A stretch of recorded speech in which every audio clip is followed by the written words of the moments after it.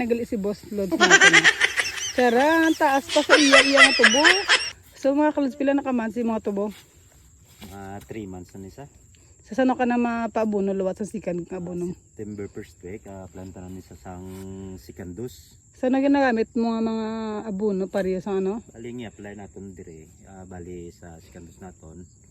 Bali triple 14 at saka urea na lang yung i-apply natin dito. Gumagamit ka pa ba ng mga ano mo para sa matamis? Hindi na kasi may yung triple mayroon ng ano yan.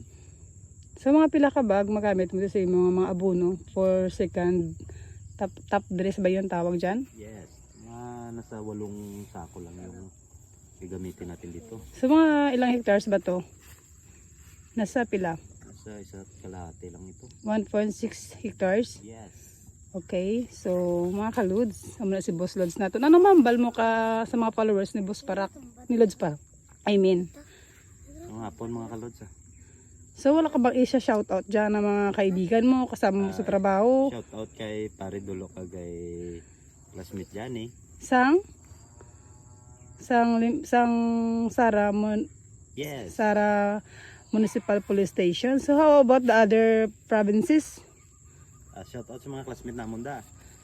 Okay, shout out sa mga Please classmates. like and follow Okay, Share, by the way, the videos of Lods Parak.